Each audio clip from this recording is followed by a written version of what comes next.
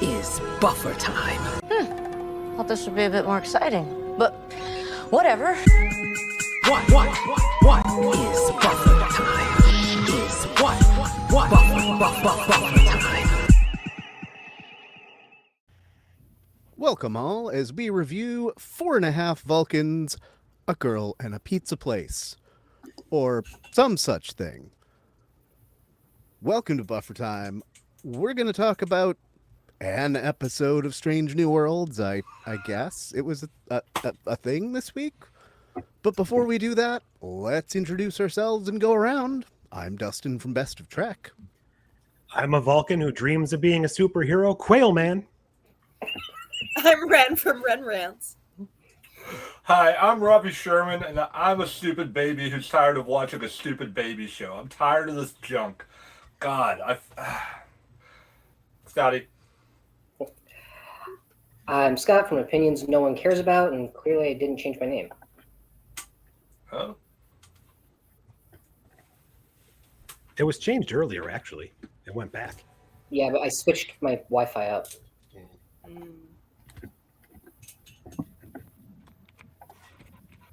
Literally either of the last two. Okay, hi, I'm Shereese. I was waiting for Vanessa. I'm Shereese from the Sci-Fi Savage on YouTube and all the socials. My name is Vanessa, and I host a YouTube channel called 4.5 Lobsters. That's perfect. What happened to the other half? I ate it. It's delicious. Just a tail. Mr. Pinky. As you can see, I have my quintessential lobster tail. It is now required as a background to all of my streams. I'd like to thank Josh over here for making this spin. We're pitching some spin-offs to you here before we get started. Let's talk about Star Trek Doug.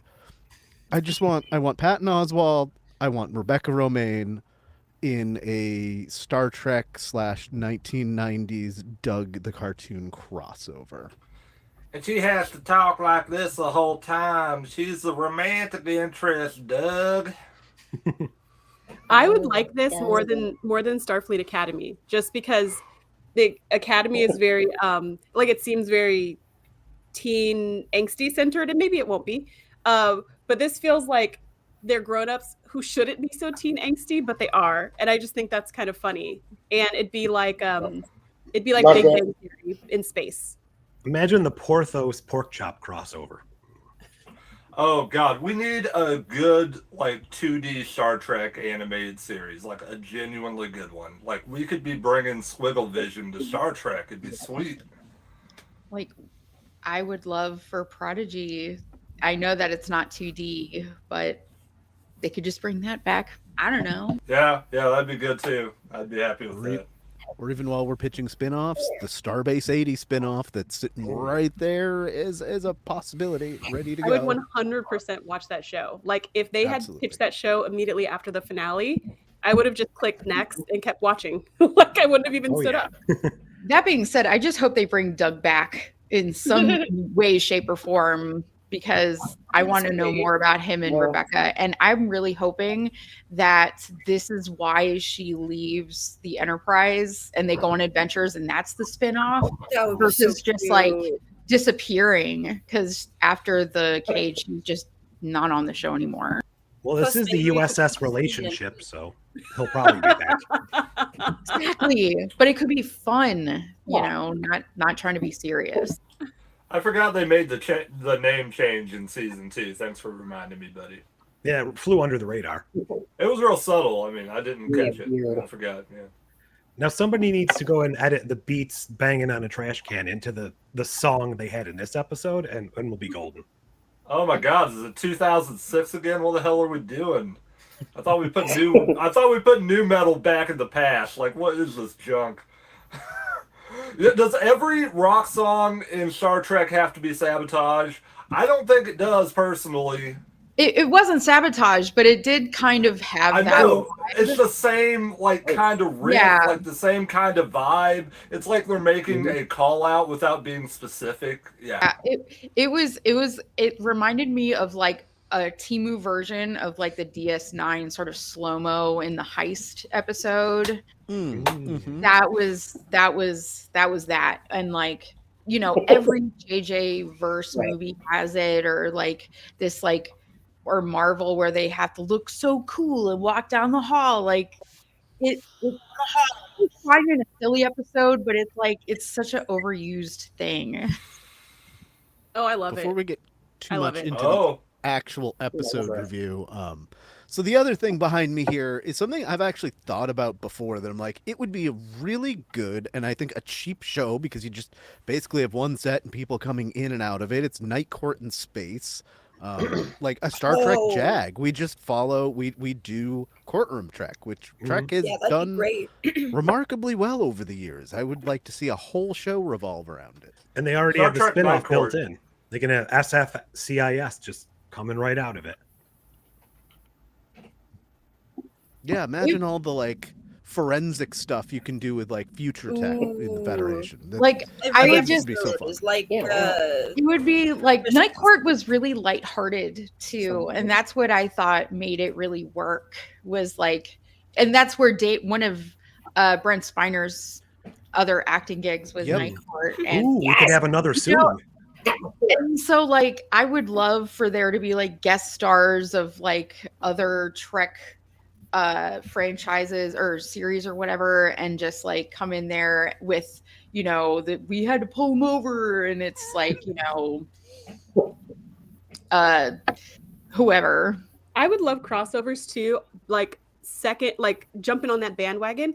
I would love other just space shows randomly popping up, like Starbucks shows up or something random where you're like, what isn't that? But they're just like walking in the background, and you're like, who's right there?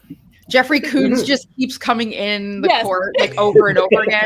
It's just him. Like he's the judge, he's the lawyer, he's the defendant, he's the plaintiff, he's everybody. He's the judge going back to the I would watch going that show back to the idea of Night Court. Almost every season they would do one episode where they tried to bang out a bunch of cases, and you'd see like a whole bunch of actual funny cases at once, and it could be like every case could involve Jeffrey Combs. That'd be great. You know what? Night Court had an episode where Daffy Duck showed up, and we could do that too. I'm on board. Like we need that actual crossover. I mean, Looney Tunes and Star Trek, those are franchises waiting to commingle. You know what I'm saying? Like, I already pitched a Star Trek Space Jam, so it's coming. No. We're staying away from Space Jam stuff. Didn't Rick and Morty do like a courtroom episode? It wasn't really like an official episode. It was sort of like a cartoonization of like an actual case. Yes. That would be really fun. Yeah. All right. I suppose we ought to get to the actual episode at hand, even though most of us are not fans of it. Let's get to the most pressing question on everybody's mind. Where's the Adosian bartender? Right? Yeah. Why did they make that whole scene recruiting her if we're never going to see her again? What was the point of that? I'm so mad. Gamble killed her off screen. Time too. They're just going to find her like locked in an airlock dead somewhere. Like, oh, I guess we didn't see that. She was taken out by Gamble in the outtakes. Her eyes exploded. Oh gosh. You know, this is what happens. The unions get in and they take up all the talent after the contracts have been signed. Yeah, it's a mess. Mm-hmm. Need a good farm system. I kind of totally forgot about her until you asked that question, and then now I feel so ripped off that we've had any scenes in the bar without her. I've been waiting for her to show up this whole time. Like they didn't have to film that swinger scene if she wasn't going to be in it. Yeah. I mean, I spent a hell of a lot of money on Get Down Tonight for that one scene. It feels egregious. So kind of getting into one of the more actual pressing questions. This is a two-parter. Was this the worst reading of the Final Frontier opening monologue? And is Anson Mount the worst Vulcan ever? Oh, he's terrible. And that reading was bad, but as a Vulcan, he's terrible. He's totally illogical. in his running of the ship, it somehow makes him an even worse captain. How? He's already like bad at the job. He's bad at the job. And like Right. as Vulcan Pike, he's like a flaming racist who won't shut up about it. And on top of that, like just completely unreasonable. Like Vulcans are not anti-chairs. What are you talking about? Not defending Anson's acting here, but I do have a thought that like this is how Pike sees Vulcans as like shitty and rigid and neatnik and like just super racist and very picky about smell. Like, or I wonder if that's the most generous interpretation, that generous like perception of what he's doing here, because otherwise, yeah, it makes no sense. His choices here don't work. So you're saying everyone took on the traits that they thought a Vulcan would be, instead of just. Okay. But I feel like they didn't take on the traits they thought the Vulcan would be. I feel like the Vulcan part unearthed traits they already had. Like it amplified one aspect of their personality. So La'an, who's like, security person, becomes crazy security person, and Pike, who's like maybe got some part of him that wants to be a boss of something, you know, like wants to take command. Now he's like super controlling, right? Like that part of him is just amplified, right? And I don't know what like he's controlling of his quarters, but as a captain, you would think he would be more controlling of the actual ship. But he is. No, just he does that like that 42-minute schedule thing is like right. That right? That like, thing was like he must like if I guess that again isn't necessarily a piece of evidence in contradiction to seeing Vulcans as rigid and seeing them as like people that would be efficient to everybody else's detriment. So it might be a mix of both. He kept that it's like bringing out superiority, him, though. So that means he also sees Vulcans as better than everyone, despite how shitty he thinks they are. And I feel like that part was maybe. I feel like that part came from Spock because they did say that Spock's like maturity as a Vulcan is what transferred because it came from Spock's DNA or something like that, which is why they didn't have to go through years of training with logic and all the things that a Vulcan would have to do. They like took Spock where he was and then like mixed it with where they are. So I feel like all the racism comes from Spock's self-hatred. That was my interpretation of it. That was just reflecting Spock's whole like Vulcans are better, humans suck. I felt like that was coming from Spock. And then I felt like the way that each of them displayed their Vulcanness was one part of their own humanity, just kind of being blown out of proportion. And then when they came back to themselves, they were like, whoa, I didn't know that was even there. You know, or like I tried to hide that part, or I never acknowledged that part, or I shoved that part down. That was my reading of it. But yeah, like that said though, like that's just a very generous theory. Yeah. Otherwise it was so stiff and just didn't really work. Maybe it's the writing's fault. I don't know. Yes. I don't know how I don't know how he would like, you know, be less shitty and say the things that he did.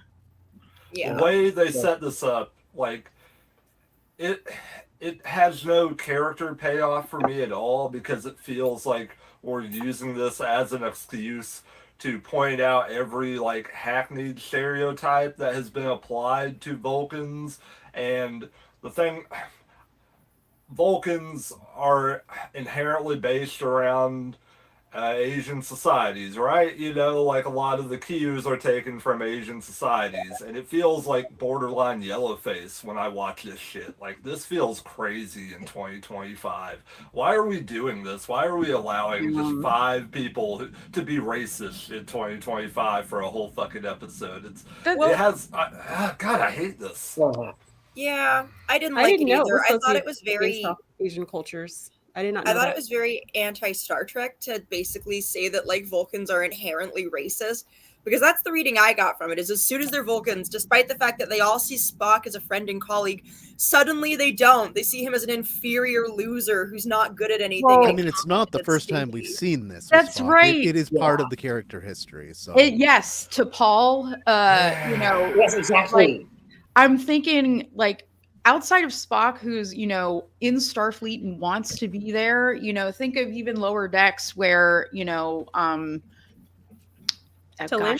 T'Lyn, thank you. Mm-hmm. T'Lyn was ambivalent at best about being there, and you know, It you was a go on punishment for her. Vulcan, pretty much everybody is, especially in TOS era, not entirely 100% convinced. Remember when Sarek went aboard the Enterprise? They didn't even know that was his father. So it's like there's a lot of animosity towards human beings on Vulcan's part. Yeah, but it's cultural. Or at least that's what I always assumed. Like all racism is, it's taught, it's learned, it's cultural. It's not ingrained as an inherent part of like Vulcan DNA to be racist. Yeah. And if it is, that's terrible Yeah. commentary. Because that's basically saying, oh yeah, they're just racist because they're inferior people and they mostly can't help it unless they spend their whole lives like purposefully struggling against it. Which like works with a cultural narrative, but with a DNA narrative implies that Vulcans are just naturally inferior bad people automatically, and I hated it. Also, the racism against Romulans was wild, where they're like, ah yes, because and against augments, because they're like, ah yes, La'an's filthy augment DNA has made her into an evil, scheming Vulcan that's totally just a Romulan. Here's one thing to keep in mind is the difference between race on Earth and race in space. Like they're entirely different beings. So no, they may not be inherently racist, but they may like, because of their unlocked mental abilities compared to other people, they may inherently walk into most situations assuming that they are above a cut above.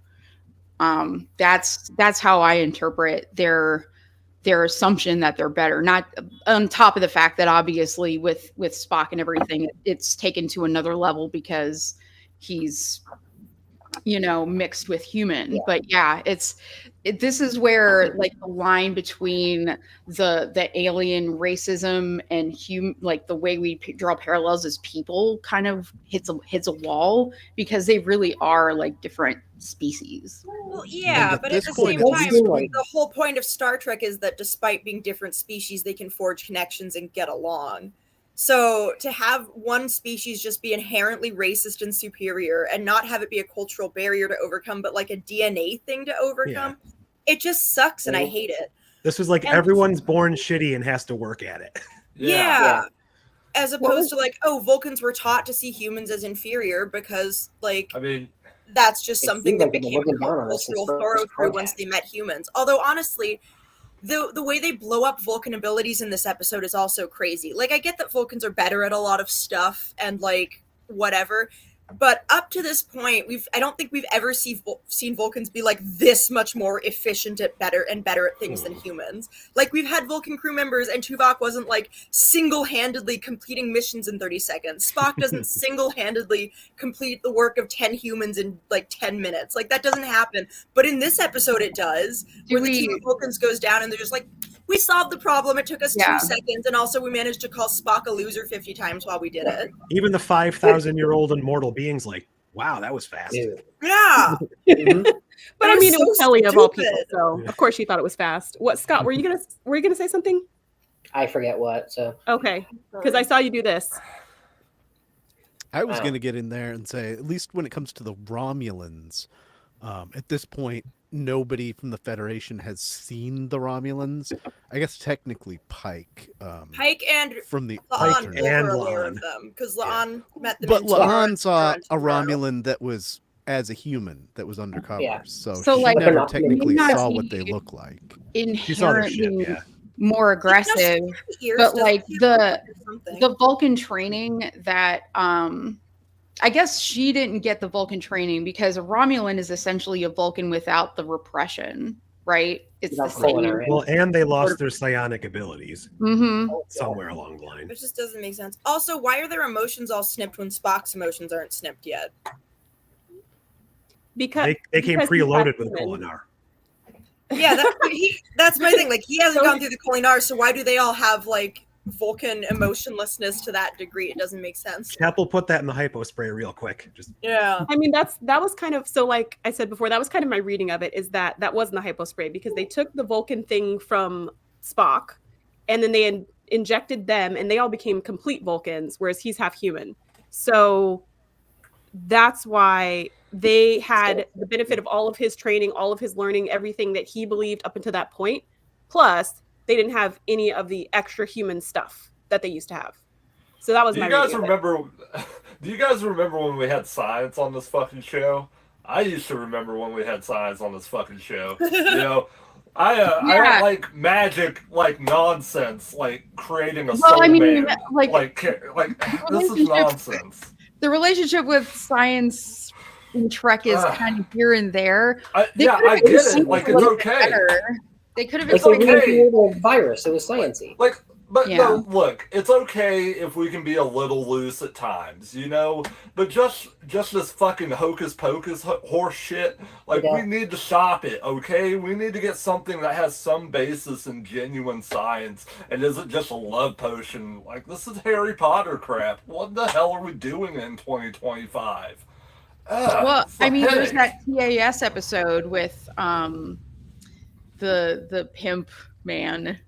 That's fine. You know what? That's TAS, and they can fuck around all they like when they have like 8 frames to deal with. Okay, fine. I can fucking deal with that. Not Strange New Worlds. I've had 2 seasons of almost like pretty good to almost perfect Star Trek. Like, I need to go back to that. Like, what is this? I don't know if they have Spock summoning evil spirits with a pentagram and candles like the animated series. I'm game for that. But we didn't go that far I this actually time. would watch that. Just to answer the original question before I ask another one, since we've been on this one for like 15 minutes. Yes, Anson Mount is absolutely the worst Vulcan in almost 60 years of Star Trek. You would think that a Vulcan would be a really hard character to play, and somehow everybody that's done it has at least been passable until now. And then we had him do the monologue, which makes me want to just do a thing that I realize would be much better than Anson Mount trying to do a Vulcan monologue. And that's Kermit the Frog doing the Final Frontier monologue. Space, the final frontier. Yeah, that would have been better. Are the voyages. I feel like that'd be great. Star Trek Muppets win. I don't know, but like I don't know if this is an Anson Mount thing, but it reminded me of the same character he played in the holodeck episode.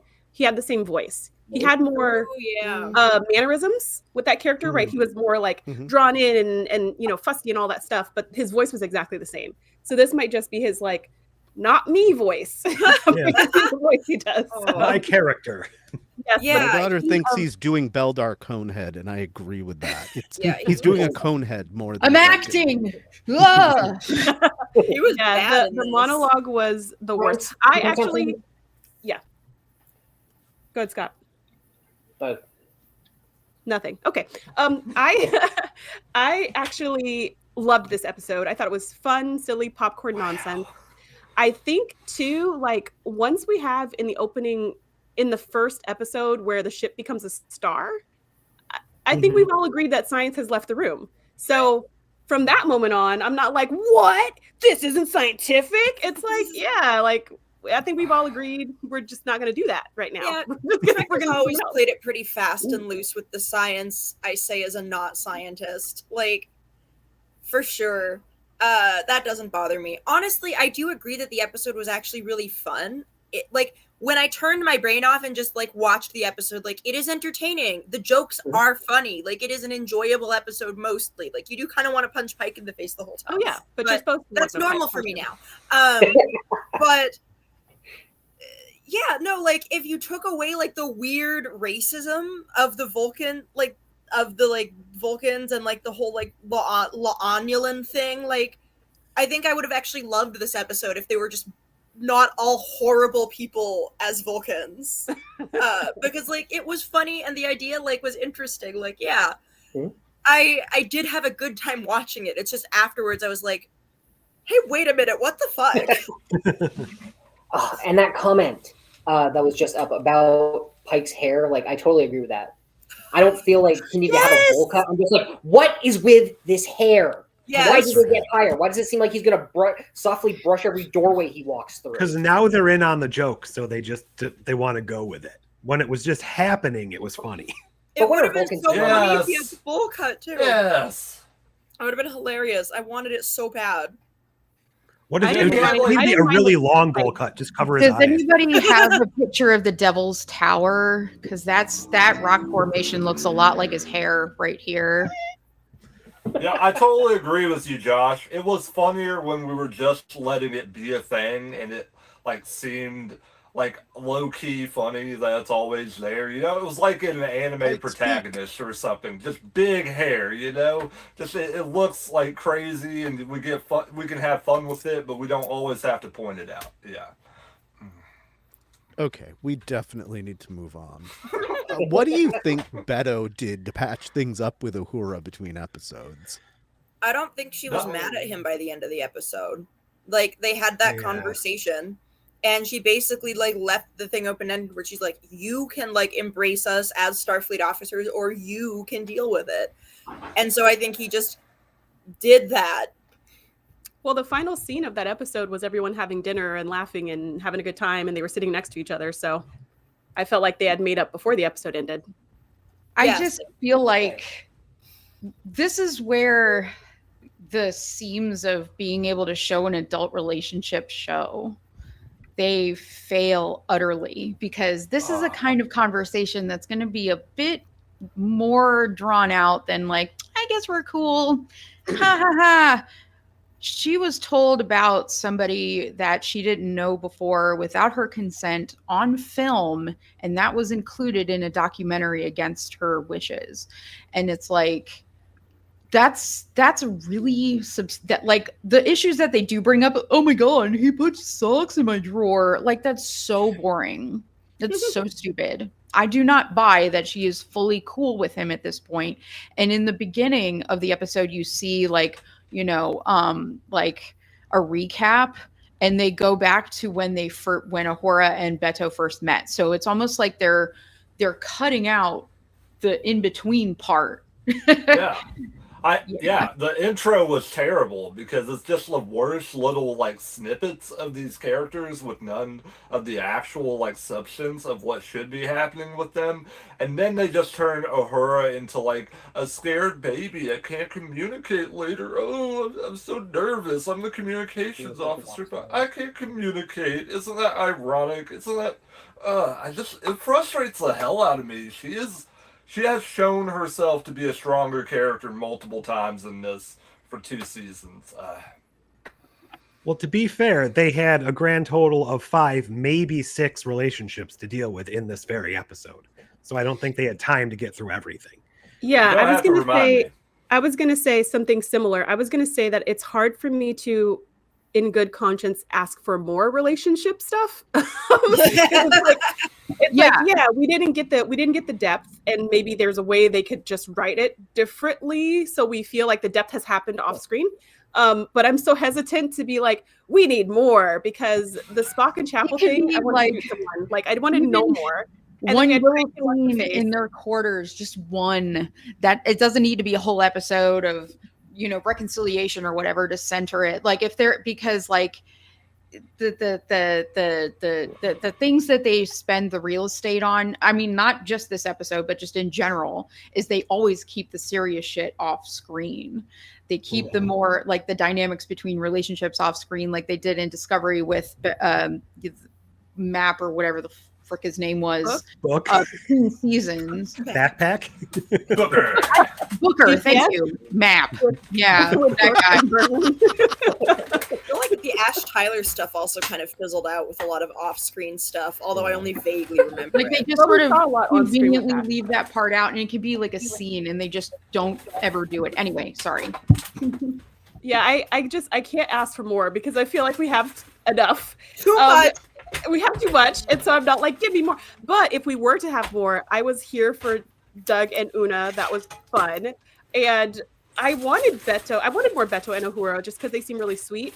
But again, I'm just like, I don't want it to turn into a Spock and Chapel. I don't want it to become something that's just like always there and really annoying, and just like, yeah, I don't want it to be that. So this is the straightest ship. This is the straightest ship. Yeah, where can I please have like at least one lesbian romance among these like 6 romances we got? They've talked about that behind the scenes that it's coming in the future, so. I'm also furious that they're like seemingly building up the love triangle between La'an, Kirk, and Spock. I don't need Spock in another love triangle. I'm so done with it. I'm so done with it. And now what happened to Kirk's pregnant girlfriend? Why is that not a thing now? Well, she's busy. This is a question for you guys from the TOS people. Like, what happened to Spock's pregnant girlfriend? Was this ever a thing? You mean Kirk? You find out in Wrath of Khan. He has the baby, and he's an absent father. Yeah, never mattered. Because she wants him to be, though. He's married to Starfleet. Yeah. He allows her to chase him away, and then he's just a sperm donor. That's it. That's kind of it for her. It's the exact same reason that Beverly gives Picard for why she kept Jack from him. Literally, it's the exact same reason. They lifted the whole plot. I want to know that's it. But she made that decision for him. Like, she decided to like hide him from Picard. It was the weirdest thing. Anyway. Yeah. Look at what the show is doing to us. Look at what it is making us discuss. This is disgusting. Like, I hate having to have these conversations around something that should be light and fluffy and fun. Like, this shit, you know what? This is closest to my demographic, you know, and I don't want to be in any of these dumb relationships with people that have no maturity whatsoever. Is this like anti-communist propaganda? Are they saying that living in a commune just makes you stupid as all get out? I don't get it. Like, I fucking don't get it. I'm sorry. How would you feel if I came and put my clean socks in your drawer? I wouldn't give a shit. I just wondered why. A lot better than if they were dirty socks. Yeah. Another point where, to Vanessa's point, they could have had a better source of conflict or a more interesting conversation. I'm thinking like even the Ghost Sex episode, Troy and Beverly had a better conversation. Oh God. Give me Ghost Sex any day over this. Lon could have been reading her ancestors' diary. I was reading a particularly erotic chapter of my grandmother's journal. Is like a crazy sentence to ever say out loud. That's the at least that one had an interesting vibe. Let me share it with you. I brought it here to 10 forward. I prefer that to Freaky Friday nonsense. You know, instantly better. Right. Like, give it to me. All right. Well, let's follow up the first Beto question with. If Beto doesn't shower, how does he pass the Vulcan smell test for Uhura? How does he pass the human smell test? That can't be true. I feel like she just said that. He's an android. No way. I guess some Vulcans are just dicks about it, and otherwise they just deal and are polite. And I assume that's what she was doing. But it sounds like she made him shower to lessen the smell. So I guess he wasn't passing the smell test. After their strenuous non-activity.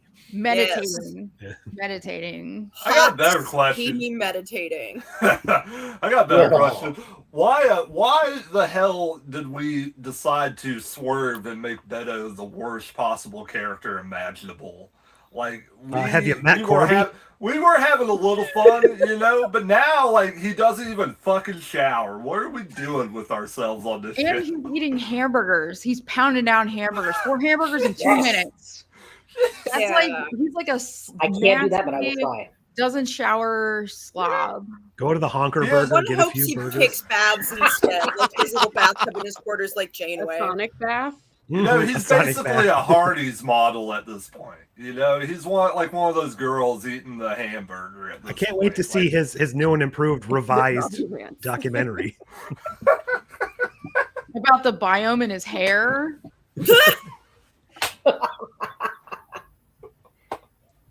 Yeah, kind of getting in.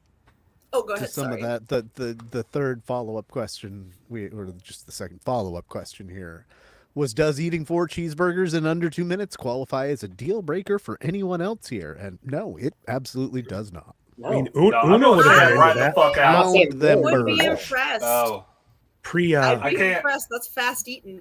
Short Trek's Una did that, didn't she? She was pounding hamburgers in the Short Trek. That was her one character trait. Colon obstruction. That would be their first and last name. I can't do it. Give me a colon in the chat, please. I wouldn't want to see it. I'll put it that way. I mean, I'm that sorry. you did that, It's that you're ambitious like that, yeah. that's great. But I don't want to see that. That sounds Yeah. really like, Yeah. that would be the end of the date. It'd be like, let me get 4 burgers. Oh, do you want anything? I'd be like, you know what? I mean, it depends on what we're talking there. about. If you're talking about like a full size, like, you know, like quarter-pound burger, 4, that's a lot. But if we're talking about like 2 McDonald's minutes. cheeseburgers, Oh, yeah, God. 4 you can pound in 2 minutes easy. Yeah, I could is pound this in like like a Wimpy minute and a half. from? I think I'd Is still this like be Wimpy from impressed. Popeye? I'll pay you Tuesday for a hamburger today. Hey, Vanessa, look, I'm tired of you putting down Wimpy's good name. That is a character with depth, okay? Wimpy had an inner life that we could all relate to as an audience. He owns a burger place near me. It's actually pretty damn, good. Yes. Cool. Yeah, but Popeye has a chicken Alright. place, so he wins. Ooh. Wow, this Oh, is all man. way more profound than this actual episode. Yeah, but what would you Absolutely. follow the 4 burgers Okay. with? A leek sorbet? Okay, here's my rule for if beans. somebody downs. Okay, I have to say this. Here's my rule for if somebody downs 4 burgers in front of me in 2 minutes. Okay, I witness this. I recognize my trauma. I stand up very still, drop my napkin on the table symbolically, and then I walk out. Because I'm not tolerating that in front of my eyes. Like, why would you do that to someone? You know what? Let's have a date first before you try to pull that shit. Come on. It's a level of intimacy Ryan, you're gonna put a ring not, on it, and you know it. you're not into. We have to earn that shit. You know, you have to earn the bad shit in the relationship. You know, if you want to fart in the car, you gotta get past that first date. That's how it works. There would be That's some how it after that. works. You immediately 5 down minutes. those burgers as That's fast how as you can. soon You establish after you dominance. can fart. 5 minutes. Okay. On that note, are we surprised that Pelia tried LSD last July? Was it in the replicator or something? I would assume that in the Federation, LSD is not illegal. So probably. She found some in her shake weight. I don't know. Yeah, she probably just Maybe had some. But I wonder. I have to say, I am just like loving Pelia's ridiculous one-liners from this episode and last episode, and maybe the episode before. Like she's just delighting me now. And I used to be team no more Pelia.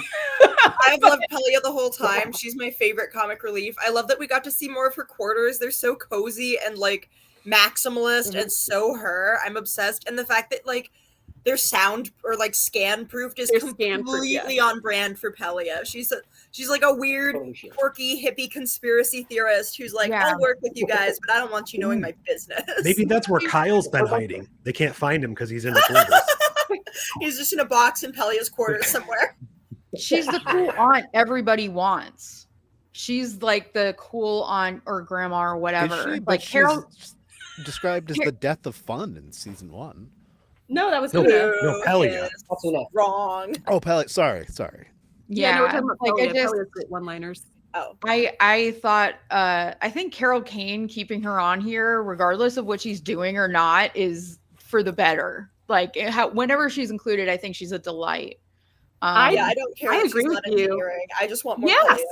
Pelia. I think that's what it is. Like, I love Pelia just being comic relief, just hanging out, being super dramatic on the camera. Like, I think I love that. I think I didn't love her as the engineer because she just seemed useless. But now we have Scotty who's actually good at that. So I feel great with having Pelia just like show up to the meetings or like hanging out. She seems like she's living her best life. You mean that? That just means she's going to die soon because people actually like her now. Usually, Then we'll have no comic relief. Usually, it's the doctor that's the comic relief, and I think Mabenga's not funny at all. Yeah, Mabenga's anti-funny. Even when he tries a I joke. don't think Crusher was that funny either. Yeah. No, but she's not. The Doctor in Voyager was probably the funniest of them. Robert Picardo is like a gem. I'm so And then excited. Phlox was kind of funny-ish. I gotta say, I want Pelia to just have like a little more like incentive for her comedic relief. Like sometimes when she's there, it just seems like she's spitting out sitcom lines for no like greater purpose. And she gets by with a lot of incredible delivery. Like I think I did laugh at her this episode. Yeah, she's very charming. I just wish there was a little more incentive creating the comedy instead of just her personality there. That's legit. That's legit. Because like Bones Bones to me, I think is freaking hilarious. But you know, Yeah. he's the head It's doctor, it's so he all had something to character do. reaction to your environment. You know, it's much more grounded, I think. In the beginning, it was funny that she was goofy, but it was also like kind of forced too. Like Yeah, there was no yeah. real reason for her to be that silly out of nowhere. Yeah, I mean, but I she's loved it great. because I was like, I actually am enjoying Pelia, so I'm here for it. I'm not being like, why is she here and why does she talk so slow, which was me all the times before. Now I'm just like, oh, what? Well, I still was like, why is she here? But then when she's like, hey, nothing's happening, I was like, oh, that is kind of funny. And then when she kept going, she's like, this is like when I tried LSD in the 70s and the 90s and last July. I was like, oh, this is Pelia. This is her just being her. That's And a lot of She's times here to to drop take a acid drug. and do engineering, and she's all out of acid. she didn't learn her lesson, I guess. She just keeps hoping against hope. It's Yeah. like maybe a bigger dose. Yeah, like that's a lot of times to do something and not work. Ooh, is she the reason they all hallucinated themselves as animated back last season? Oh, with that crazy drink that Boimler made? Yeah, Yeah. that was beer there whatever. and Boimler made? That was whatever the Orion booze. in Either there way, was, Pelly is though. missing out on a good time. I have to say I'm feeling the Scotty love, honestly, because I mean the bromance between Jim and Scotty, like I've been waiting a long time for this shit. Like this is so good. Like the way they talk to each other, the little like kind of nervous look that Scott, like, okay, Jim says something and Scotty gives like a nervous like reaction. He's like, you want to do that? Okay, yeah, okay, let's do that. Yeah. Totally starstruck, and it's so sweet. Yeah, He totally I looks love up it to so him and much. admires him. And when Yeah. he's like, "Hey, you want to go for a drink?" He's like, "A drink with me? I mean, Yeah. sure, I could Yeah. drink with you if you want to Yeah. drink with me." It was really cute. He does The still roast delivery. him constantly though, and that's like my absolute favorite. Ah. Like when La'an's like, "Well, you're clearly smarter than him," and he's like, yeah." Like, it's so good. My favorite part of the episode proper was the stuff between Kirk and Scotty, and then It building was really rapport. good. Like, I really hated Paul. What's his name? Wesley. Kirk? Yes, Paul Wesley is Kirk. Until this season, and Yeah, I've wow. actually really legitimately been enjoying him. I do find it weird that Scotty's like first taste of scotch that he likes is with Yeah. him, especially where he like describes himself in Wolf as the Fold, is in the Fold is like, you know, an Yeah. old Aberdeen pub crawler, and it's like, really, you didn't start that till after you met Jim Kirk?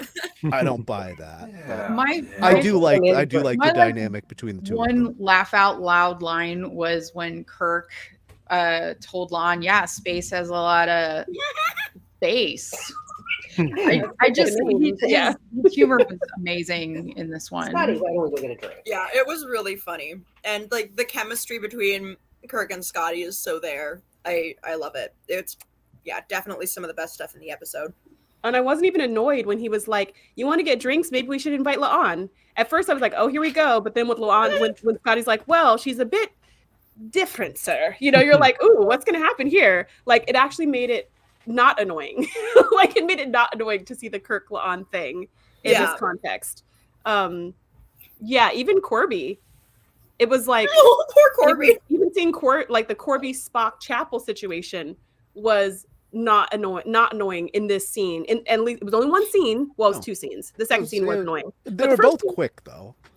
But they were both quick, and they were both in context, and they both made sense with what was going on with the story. It's like, oh, okay, she's cutting ties with literally everyone. That makes sense. You know, it wasn't like, let's have this awkward scene in the turbo lift. Like, it wasn't like that. And so, even that was like, okay, we did a whole bunch of relationship stuff in this episode, but all of it was in context. And what I loved about it was we actually got like a direct conversation with the partner, not somebody else. Do we think that Corby's line about romance being important was actually the writers begging us to care about the romances on the show? I was like, oh God, please let this be permanent. Please, please, please. I know canonically it can't, but please, please, please, let's just jettison this stupid relationship. I never, ever in my entire life need another moment of intimacy between these two dum-dums. Like the way they talk to each other. It's just, man, it feels like high schoolers talking to each other. It's harsh to watch for me. They barely Like, know each other, and they're like, "You're the love yeah. of my life." Yeah, what the hell? After I 7 mean, days, first I sight. knew you were the one. You're like, okay, All that's we nice, got but why are you saying that right in front of your ex? That's awkward. yeah. We've got 15 minutes left for questions and a fair amount of like decent ones I want to get to. So I had originally phrased this as, is Chapel actually better as a Vulcan? And we can just talk about, are any of the transformed characters actually better as a Vulcan? And oh my God, I just want to start by saying I love Jess. I not only do I just love the idea of Chapel as a Vulcan, I love how Jess Bush can really bring this alive. Like, for an Australian chick that already does like a character with an American accent, and then she like just nails the Vulcan thing. Love it. No, she was really good. I don't think Uhura was better as a Vulcan, but I also liked her Vulcan performance a lot. She was another one of the least insane ones, and I completely got it. But no, Chapel's a lot of fun as a Vulcan. I do think they took it a little too far with her being like, I don't need friends anymore. Screw all of you. I will be alone with the science forever. But I did like her like reveling in her Vulcan abilities. It was fun. I loved it when she goes, I've discovered something better than everything else. Science. I was just like, it was like looking at myself as a young girl. No, I'm just kidding. It was great though. I thought that was really, I thought she was great. I thought she was hilarious. I liked Vulcan her. I liked all the damage she did just by being her, which is also what she does as a human. Yeah. But like as a human, she's more like, did I do something? As a Vulcan, she's like, I know what I'm doing. And it's the right call, you know? And I loved that. And then when she came back and was like, when they were all saying who they need to apologize to, and she was like, I need to apologize to everyone, like everyone in the whole ship. I was just like, yes, Chapel, welcome to your life. I loved her. I think Uhura was a sidestep as a character because I do like Uhura just as Uhura, but Uhura as a Vulcan they didn't make her very, very different from how she was before. Less emotive, but not like crazy like La'an was, or just like so openly destructive like Chapel was. I have no problems with her. I like La'an going totally crazy, and then Scotty having to zap her. That was fun. The yelp when she falls over makes me laugh out loud every single time where she's like I think Pike was the only one I didn't like, but I don't think we were supposed to like him. I think he was supposed to be really awful and annoying. And he delivered on that. I think the whole dinner with girlfriend Battelle, what's her first name? Marie, yeah. Whatever her name. Yeah, Marie. I think the dinner with Marie was awful.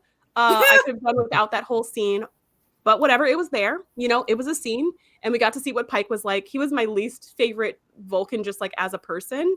But they did try to show like a very big difference in his personality as a Vulcan. So I think they did a good job. And then I really loved that the very end, like after the credits, with Doug and Spock doing like human tutoring. That was so good. I thought that was just so like that was just so much fun. Watch to be like, pull my finger and then flatulence. Like the whole thing I watched the whole thing to the very last end, and it was great. So I really thought I was gonna hate this episode so much.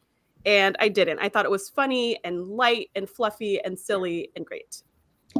I interpreted that question a bit differently. I thought that you meant who was a better Vulcan in terms of like who would be better performing as a crew member as a Vulcan, like who would be the best Vulcan crew member. And I think for me, that's definitely, Lady Gremlin Patel might as well be, right? Don't get her wet. Yeah. I thought Chapel was like, I get once these sort of mental capabilities were unlocked through this genetic infusion, she could just focus on work. And then she looked at her, the way she spent her time, and she's like, oh my God, I've spent a way too big amount of time on socializing, which may even be kind of true. She may need to not have to work, all the time as she did as a Vulcan, where she didn't sleep at all, but like maybe she could cut back on palling around with people and actually focus on her job.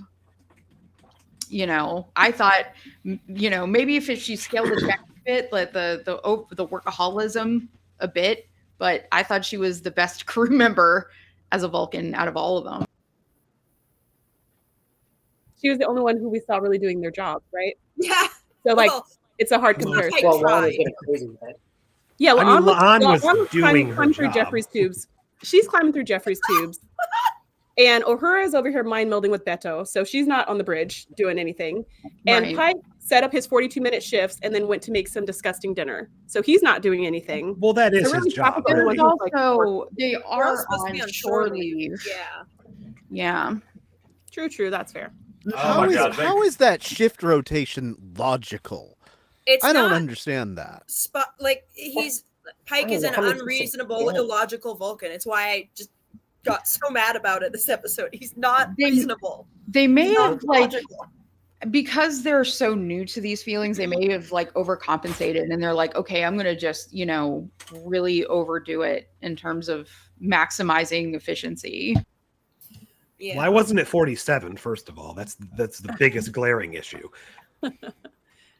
Yeah. I also I feel like we really missed out, and I'm kind of mad that this episode had not one but two opportunities for us to explore a strange new world, and we didn't get to see either of them.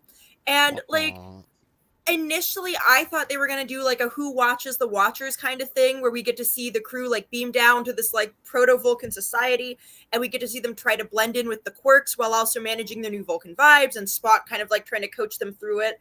And no, we don't get that. It all happens off screen, and then we just have interpersonal drama on the ship, which is, it's fine. Like, it is funny, and it's not like unenjoyable to watch. It just, to me, felt like a huge missed opportunity to like explore a strange new world, seek out some new life and a new civilization, maybe. Strange new planet graphics. Oh, Yeah. Was no one else like sad that Kirk clearly has no friends on his own ship? No, he I was deserves thinking that. that You too. saw how No. he treats people on his ship. He's like He's a super giant- condescending and smug Oh, and rude no. and thinks he knows best. That's He does not why he deserve to came. have friends on his ship. He came on the No. ship to hook up with La'an. That's why he came. Yeah. You notice when he shows Yeah. up, he goes, "Hey, I'm looking for my brother." And Scotty's like, "Oh, your brother's not here." And he's like, "That's fine. Do you want to hang out and also invite La'an to hang out?" But that also I do like Kirk in this episode, but the oh, we're just getting refit the next system over. It makes the universe feel small between Yeah. that He's and like you got Urkel. Doug Right. just lives another system Doug's- over him. Doug's He just can over come here. over. God. Like, Oh, really? Doug. This is He's awesome. just Yeah, the Urkel. shore leave Convenient. planet's right over there. It's Urkel, honestly always fine. coming in. Did I do that? Like, We always Well, have see- like convenience on occasion in Star Trek. I mean, realistically, like no one should ever just run into anyone else ever in Star Trek, but it happens all the time. Like So, no, it's okay. fine. Oh, also, it didn't Patel's bother boss me. was Like, just it's in definitely town. contrived, and I do enjoy the like increasingly absurd reasons to get Kirk on the Enterprise or in the show. Like, it is funny, but yeah, it didn't bug me honestly. Vanessa, now I really want to see Jim Kirk turn into Jim Stefan and romance La'an. You know, like that is fun romantic shenanigans for me, frankly. I need the Dr. Jekyll and Mr. Hyde of that. that's where the Nutty sci-fi and Professor. that show blended because they had like a special machine to make him into Stefan. They did Dude, have a machine, that's he true. multiplied his cool genes by 100,000. I didn't know you could do that. You know, my cool genes are pretty low, frankly. Science. Well, now you know, and knowing's half the battle. Damn so straight, buddy. the Kirk, biggest the question Timmy Gibbler I of Enterprise. Anyway, truly have here about this episode is the after credit comedy reel between Spock and Doug better than anything in the actual episode, and it is for me. Kirk Arguably, and yes. Scotty come Pretty in close, second yeah. to that. It's a great comedy routine, and it overshadows the entire episode. Spock's doing the pull my finger bit is crazy. Also the like Flatulence. the down low too slow like Why, when he goes, "Why would you do that?" It's because you are too slow. so That like was trying to get him so to great. say a Good. contraction. Victory. It's like it is. I said it. it. That was Patton Oswalt has such good timing with Ethan Peck. It's the chemistry, not just like one person being funny and the other person responding. It's like how they interact was great. I also They're so like the cute. I wanna dork see Doug again. Well, I like the dork presence of this because Patton Oswalt, let's face it, he is not the prime example of human like fitness. So for La'an to be so attracted to him based on his intelligence is Una? definitely like a dork boy play. You know, like they're having a little fun with the mismatch between the two of them. Yeah, I'm But sure he also hated Una, it. also Una fell to pieces, which I loved. I loved how Una was just like tripping over herself and like couldn't keep her words straight. And it's just like, I'm seeing someone. The someone is Spock. And we have 2 children. And like she just like she's like, I don't know what I'm saying. I need a drink. You know what I mean? She's just like was such a mess. And then when she had told Spock before, like, you're gonna see a side of me never seen before. You're kind of like, what are we gonna see? And then we see it, we're like, Spock I always wish gets like the we weird held side of off. Una. It would feel so much better if we held off on the Chapel Corby crap, and even I know that they're cute, but Beto and Ahura, like, we don't need all of this. If we could just have like sparing romance, and the Una thing would stick out much more. But I do love it in this episode. I think the Una thing is great because there's, you know, she's an adult, so we're probably not going to get quite as much bullshit. Although we did get some here, and it was great. And I think like she's less like we're not going to see as much of it. I don't think because it's going to be a lot harder to contrive a reason for Doug to be around. Hopefully, so like I loved it. I thought Just it was gotta get hilarious. the Limu Emo in there and Her- get Doug. Her like trying to cheat on imaginary husband Spock right in front of him was crazy though. Where she's like, well. I could maybe get away for a minute. Like, Oh, God. Maybe they need a Contra expert for all of season 4. Who knows?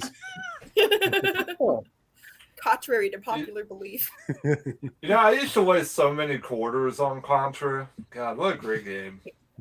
That's what you said, right? I heard that, right? Sure. Contra? Yes. Okay.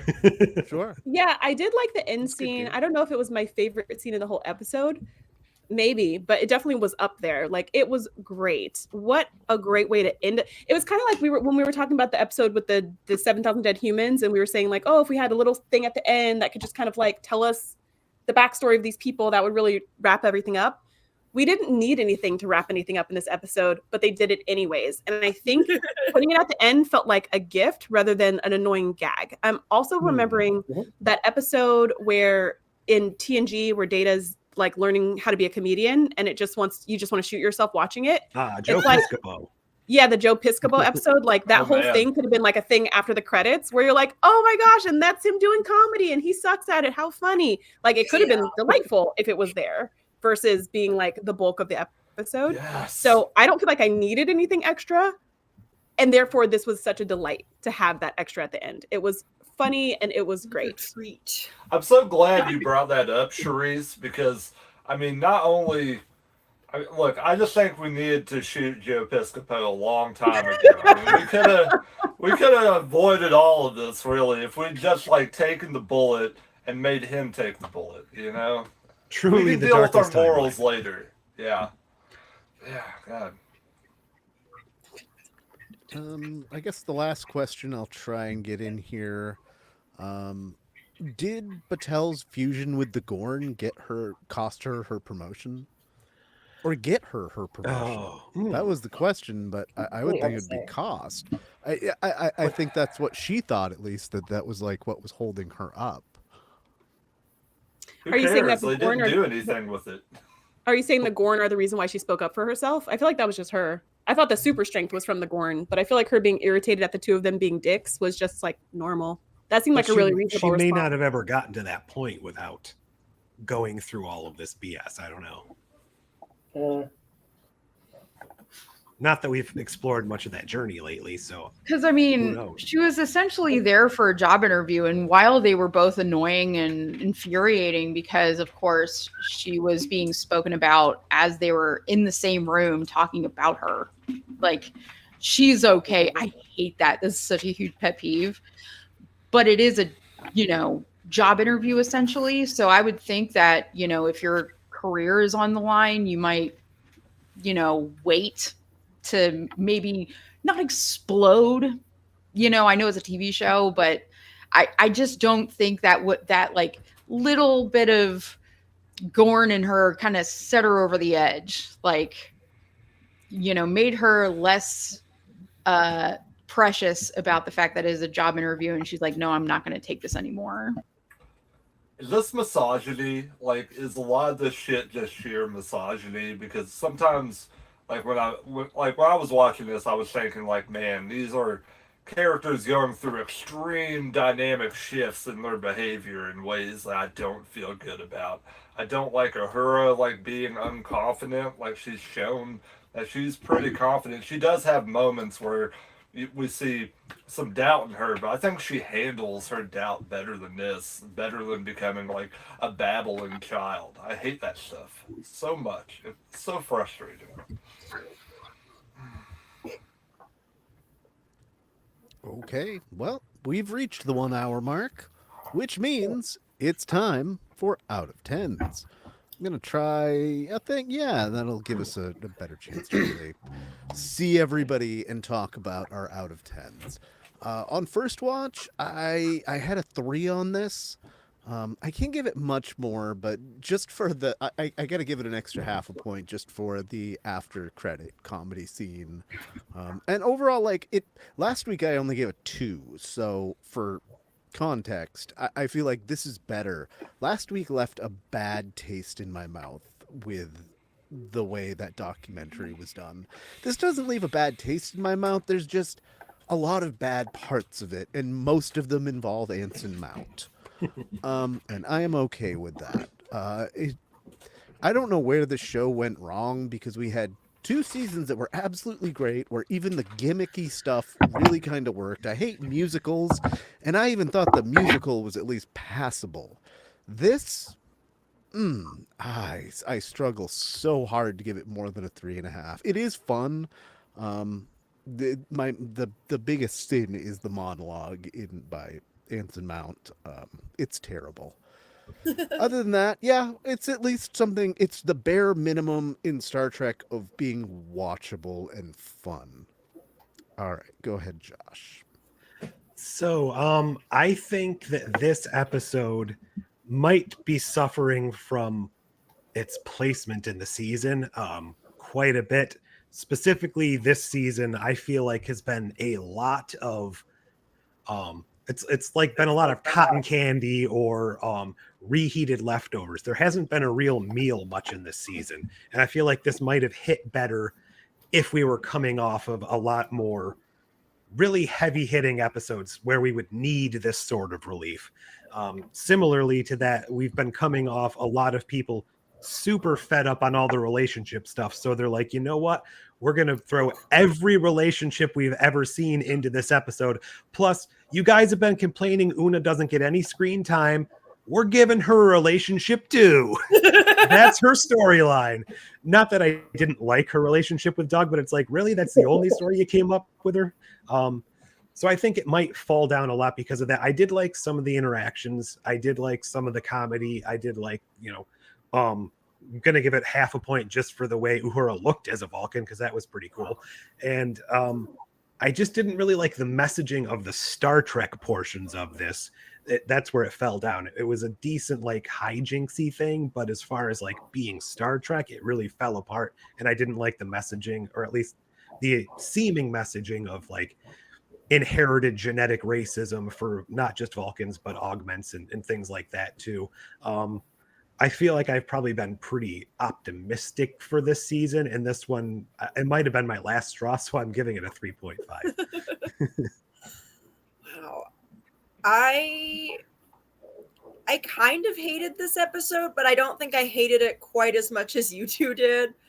I do agree that this season really does feel like, oops, all filler. And that kind of makes it so that filler episodes we normally probably would love are getting a bit grating and kind of feeling like there's, no substance here. It's all fluff. So I didn't love that. I also have big problems with the like weird, the weird genetic racism. It's just, it doesn't feel like Star Trek. It doesn't make sense to me. I feel like it undermines like why are the Vulcans even allies with the humans at all? if they genetically like are predisposed to despise them and think that they're like dumb and inferior. Like that doesn't make sense to me. Whereas I feel like previously, like, yeah, Vulcans were a little bit superior and a little bit smug and all of that, but there was still like a certain amount of respect and like, you know, appreciation for some of the human qualities where it was like, yeah, that makes sense that they became allies and like interact and have first contact instead of like ignoring these guys because they're dumb losers that can't contribute anything or do anything of value. So that just kind of sucked and I didn't like it. That said, like a lot, Anston Mount aside, the Vulcan performances were really fun to watch. Like the jokes landed hard. I did laugh a lot this episode. I had fun watching it. So I can't say that it was like, it's weird because it was an enjoyable episode to watch, but when you think about it too much, like it just falls apart and it's just a bit of a mess.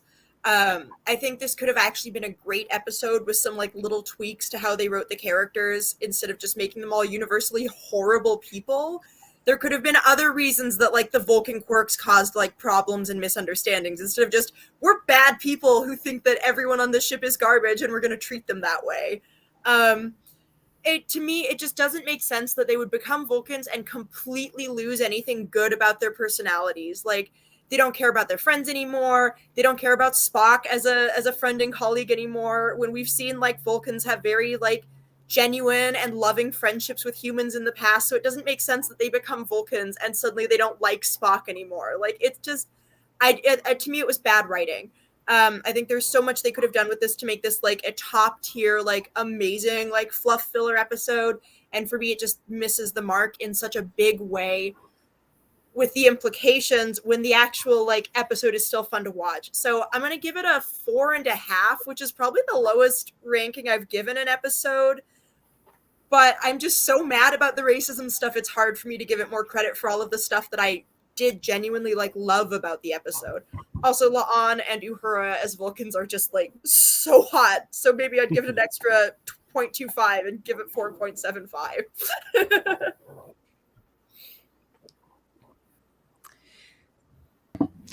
So what I find really interesting, like, is that, like, I think about the way that Spock was treated as a child. And the thing that he shared in the last episode in particular, the fact that he was driven to self-harm from the bullying, and his father was really hard on him. And I can just imagine that sort of manifesting as like we mentioned earlier, the way that he feels that full-blooded Vulcans have treated him. And like the biggest issue that I had with this episode was that they kind of retconned La'an because she was this sort of healed person before getting with Spock, and being with Spock was like a manifestation of that healing. And then now they're being told like they're two broken pieces fitting together like kintsugi. And I thought that was a really interesting and inaccurate portrayal. And also La'an said later, oh, relationships sneak up on you as though they're an attack. So she sort of reverted to this sort of militaristic, defensive, I don't like anybody, stay away from me place, which is really strange. Anyway, I feel like the relationships are taking up way too much real estate, but this episode was very entertaining. It was funny. Carol Kane, amazing. Patton Oswalt, amazing. Paul Wesley as Kirk, great comedic timing. It hit where it needed to hit. I am just tired of the heterosexuality beating me to death. So I give it a 4.5.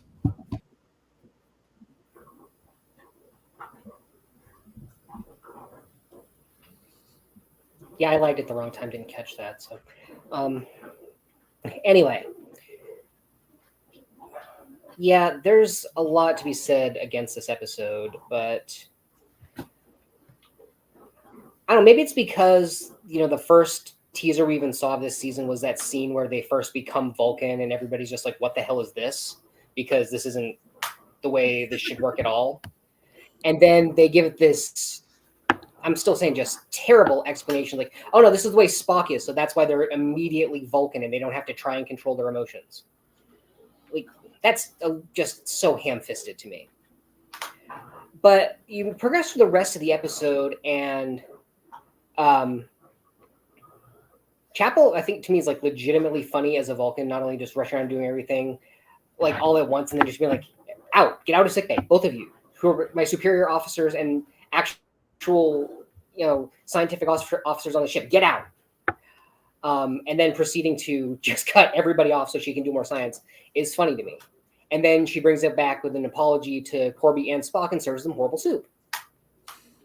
The whole thing with Uhura and Beta, I liked a little less. I do feel like this gave Ortegas just a little bit more for a character, for the way she went after Uhura, for what she did to her brother.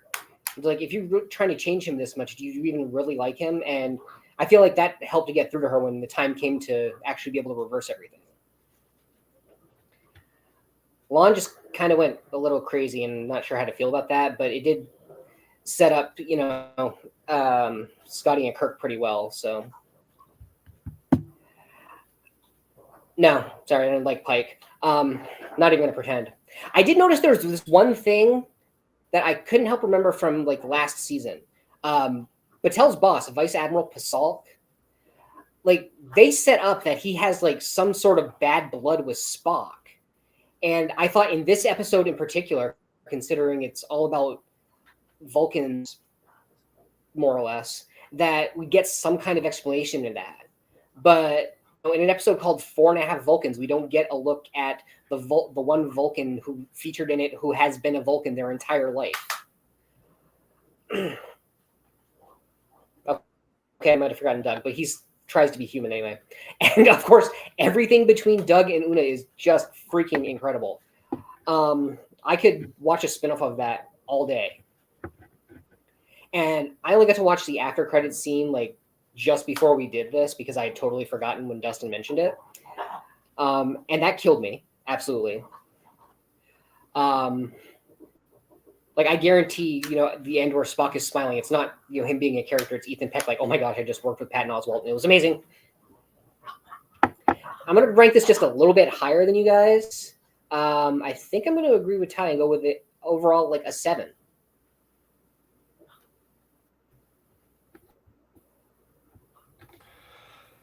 Okay, I'm just going to point out what I liked about it. I mean, I think the performances are pretty good. I think everyone's committed, even though they deserve better than this on the whole. It got laughs out of me in spite of the issues going on with it. I really think the Kirk and Scotty stuff is just really in the pocket and feels good, even though I don't like this Kirk introducing Scotty to Scotch nonsense. That no, you're giving Kirk too many points. You know what? We don't need to build up Jim Kirk. He will earn points on his own by being a cool dude if we're writing him right. That's a big problem. But overall, I think the episode it has like subtext of racism and misogyny throughout it that it's flat out insulting, I think, to this entire audience. Like, I think this turns every woman in the show into either a ball buster or it turns them into a teenage girl, and neither one is interesting or flattering. I really think the Vulcan personalities just don't hold up on any level, and I think they probably got turned into Romulans instead. And they, instead of just outright saying that, they beat around the bush about it, and it's never really resolved. And I don't like that at all. And I don't like Anson Mount being able to do a Vulcan voice because the Vulcan culture takes a lot from Asian cultures, and it feels like someone doing yellowface when he's doing this crap. Like, it feels like somebody doing a Asian voice almost, like the way he's going into it. The perception of Western people as looking at Asian cultures as stiff, as it's such a mess. Like, I absolutely hate all that stuff. And yeah, I want to give it a 3.5 because there were enjoyable things here. Patton Oswalt is great. I wish we had better material overall. I mean, the last little segment that we get after the credits, it has like a little bit of hit and miss going on, but it is genuinely funny in delivery, and those two have chemistry between each other. I even think him and Una have chemistry between each other. But this is all just such a vapid, like hollow mess of an episode that cannot respect any character. I mean, if you had fun with this, I'm glad. I'm glad you weren't put off to the degree you didn't have fun with this. I'm giving it a 3.5. That's the most generous I can give this thing. I mean, we are a new Star Trek series in 2025, and we're engaging in a 30s romantic like comedy with yellow face overtones. Like, this feels crazy. Like, I don't want this at all. Like, at all. Like, I don't want any more of this. I don't want any more relationships. I don't care if that hollows out our characters whatsoever. If we just do Monster of the Week episodes, Planet of the Week episodes, anything is better than this. I need something better than this. Well, I love this episode. I agree with Josh where he said that this is another filler episode, and at this point people can feel like it's being kind of grating. I completely agree. And I also agree with Ren if the messaging is supposed to be that Vulcans are inherently genetically racist, then that's an awful message. But that's not how I read it. I read it as they were just taking on the traits of Spock, who has a lot of self-loathing for the part of him that is human. So everything about them that was super racist, I just in my mind was like, oh yeah, because this is how Spock feels. This is how Spock was taught. This is what Spock was trained about. It just felt like a copy and paste onto them. So if that was the messaging, which who knows, but that messaging makes a lot of sense to me because it's not like they were born this way. It's like they literally got this essence from Spock. But I will say this episode to me feels exactly like the wedding episode as far as being fluffy, light, silly nonsense.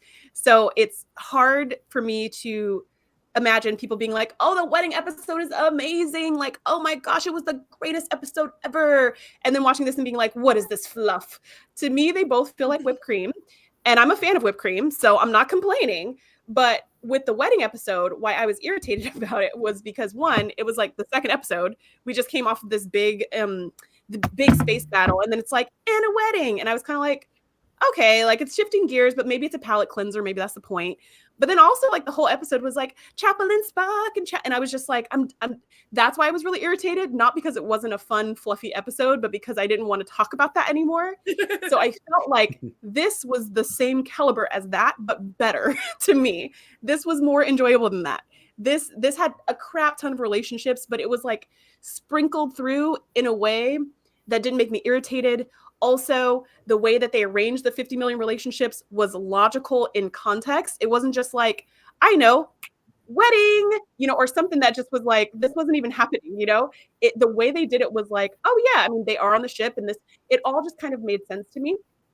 So I feel like those two episodes are very similar in their fluffy filler-ness.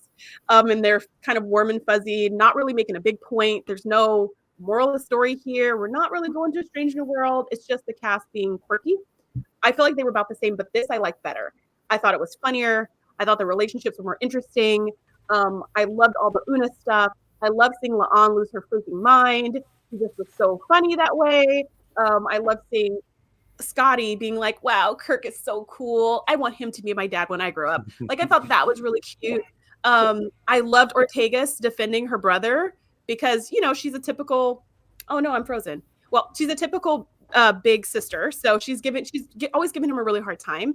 But I love that here she just says to Uhura, like, if you don't see what makes my brother great, you're an idiot. Like, you don't deserve him.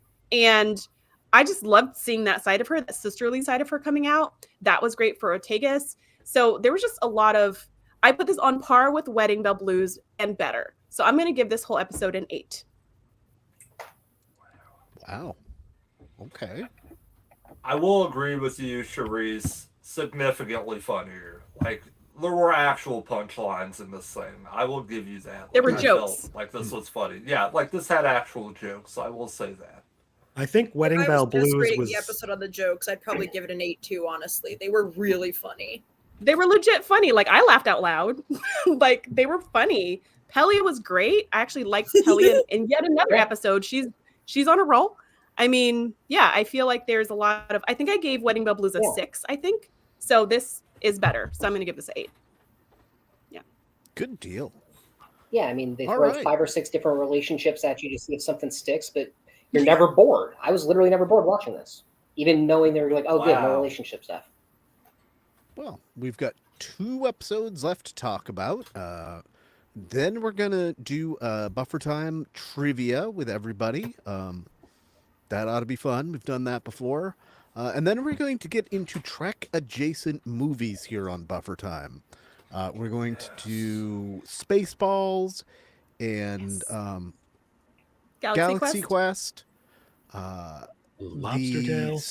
We're gonna do. We might do a Lobster Tail up here, which isn't really a Star Trek spinoff. It's just stars Colmini. It's a holodeck episode. We're also going to do the lobster, right? It's We're a also holodeck going to episode. do It the sounds like lobster, Janeway's right? holodeck episode, an episode you want to skip. Ooh. Yeah. All right. Well, I'm gonna go eat 4.5 burgers and a lobster tail in under 2 minutes.